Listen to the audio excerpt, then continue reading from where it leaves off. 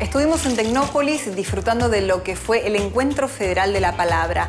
Este encuentro que realmente maravilló a chicos, a grandes, a adultos, a gente que llegó desde distintos rincones de la Argentina, que se dio cita en este lugar para disfrutar de la narrativa, de la poesía, del teatro, la danza, la música, el cine, en fin. Pusimos un pie para armar este informe especial y compartir con todos aquellos que no pudieron llegar hasta el Encuentro Federal de la Palabra lo que significó para los argentinos este evento tan importante. Fíjate.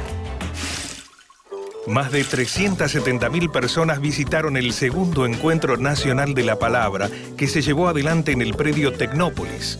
Escritores, artistas, intelectuales, músicos y humoristas, entre otros, formaron parte de este gran espacio abierto y democrático que se construyó con todas las voces.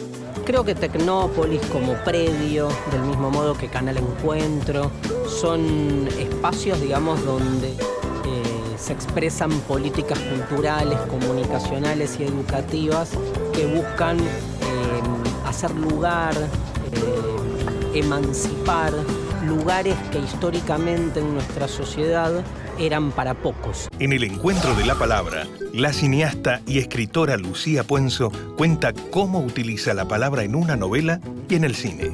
Y escribir, adaptar una novela o un texto propio tiene ventajas enormes y desventajas enormes.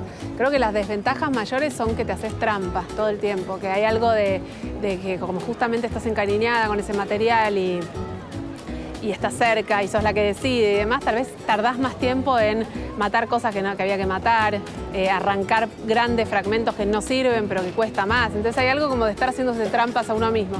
Y a la par tiene de ventaja que podés tomarte libertades que jamás te podrías tomar si el autor es otro, ¿no? Que hay algo de las tradiciones que yo hice del Niño Pez, la novela a la película, y de Guacol, la película a novela, novela-película, que son gigantescos. Yo no sé si hubiera sido otra la autora, si me hubiera permitido sacudir tanto una misma historia.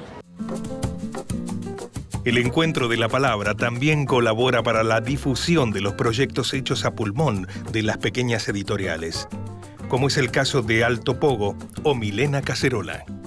La palabra es casi el capital que tenemos, el trabajo con la palabra, trabajarla, entenderla, empezar a pensarla también desde distintos lugares, no solamente desde la lectura, sino esto, bueno, para esta palabra esta palabra encuentro viene a trabajar muchos conceptos que se interrelacionan. La poesía enviada a las escuelas de todo el país, a las bibliotecas, digamos, una herramienta fundamental para la formación de los imaginarios, de la posibilidad de pensar y de imaginar a nosotros mismos, a los otros, al país, a la patria, ¿no? Digo, creo que esto es algo que nos enriquece a todos.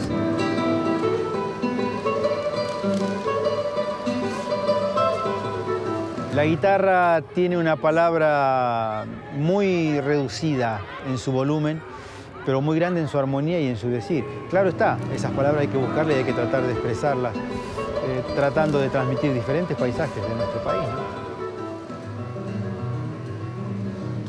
Palabras impresas, palabras que viajan en el ciberespacio, palabras cantadas o recitadas, palabras que no se van con el viento.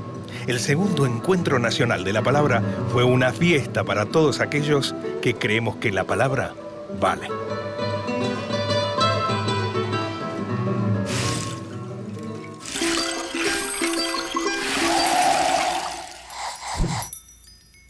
Llegamos al Barla, Puerto Rico, para charlar con Juan Sasturain, con este escritor que nos dio tantas alegrías, tantas emociones desde que arrancó con la escritura. Él dice que su musa inspiradora fue la lectura y esta pasión por la lectura lo llevó a escribir. Menos mal que te gustó la lectura, ¿eh? Los argentinos agradecidos. Juan Sasturain en una charla que tuvimos desde Panorama Argentino. La compartimos con ustedes. Yo creo que todo empieza porque uno empieza a leer. En determinado momento descubrí que te gusta leer. Todo empieza ahí. Las lecturas determinantes son las lecturas del comienzo de la adolescencia, incluso antes, Entonces, así como leía las versiones argentinas de los personajes de Disney en el Pato Donald cuando tenía 6, 7 años, había cosas muy hermosas ahí. Luego me tocó leer, a fines de los años 50, algunas de las mejores historietas que se hacían en el mundo. En ese momento que se hacían acá. Un fenómeno muy peculiar. La obra de Héctor Oestergel con algunos dibujantes notables como Hugo Pratt, como Alberto Breccia, como Solano López, como Arturo Castillo, que pusieron a la historieta argentina de aventuras en un lugar muy especial, ¿no? Hay una escuela argentina fundada de alguna manera en aquella época. Pero cuando a fines de los 70 en las facultades, como estudiantes primero, peleándonos como siempre, como corresponde a los estudiantes, con los programas de estudio, etcétera, etcétera, y luego cuando tuvimos la posibilidad de acceder a la docencia, en medio del debate sobre la cultura popular, sobre qué había que estudiar en la universidad, volvimos a traer desde el fondo de nuestra experiencia personal, y sigo hablando en plurales, volvimos a traer esa temática a la universidad, ¿no? Es decir, si queríamos entender algunos aspectos de la literatura argentina, de la cultura argentina, había que estudiar fenómenos que tenían que ver con la cultura de masa, lo que se llamaba las literaturas marginales. Es muy probable que la aparición de la revista Fierro en 1984, como algunos otros fenómenos, tengan que ver con caer en un caldo de cultivo muy especial, que era el alfonsinismo, que era el retorno de la democracia, que era la expectativa social respecto de las novedades. Es decir, por un lado, recuperar la historieta como medio de expresión culturalmente valorizado. Es decir, no se subestimaba al lector, se valoraba a los autores. Además había una visión panorámica, es decir, hablábamos tanto de la historieta histórica argentina o de los grandes nombres, como de nuestra generación, que ya éramos más maduros, y le dimos todo el espacio a los pendejos, a los jóvenes. Esa combinación, más la reflexión sobre el género, hizo que por primera vez, junto con otras revistas de entonces, como Cuero, como Don, etcétera, etcétera, y con otros autores, le diera a la historieta ese espacio en el reconocimiento como fenómeno cultural, como fenómeno narrativo. Es la primera vez que aparecemos en los suplementos culturales o que nos cuelgan en una exposición, etcétera, etcétera. Eso no significa nada, ¿no? Ningún fenómeno popular necesita el reconocimiento, entre comillas, de la cultura, aparecer en la foto para existir. Ya existía de antes.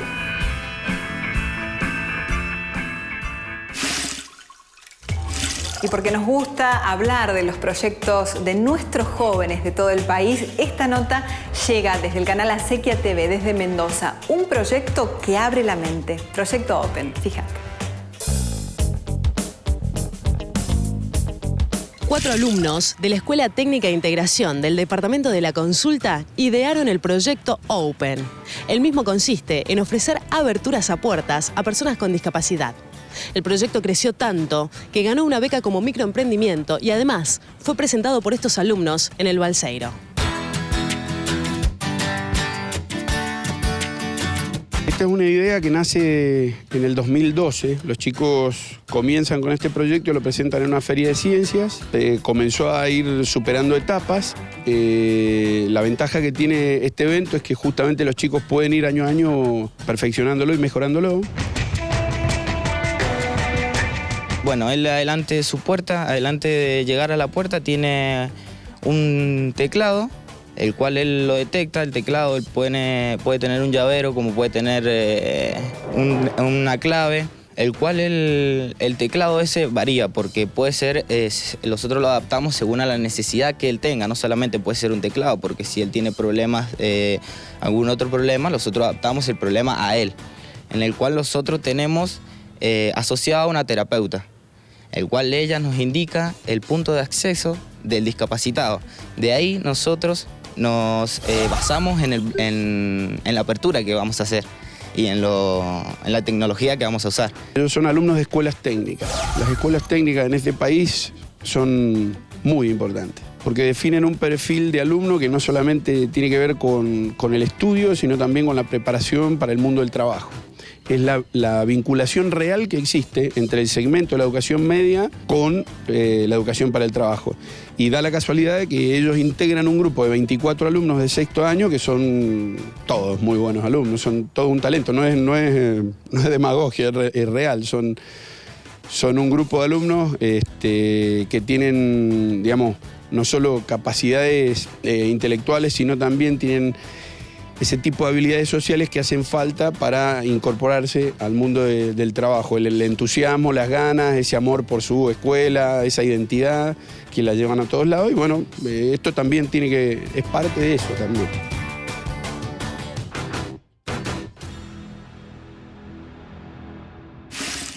Ya volvemos con más Panorama Argentino.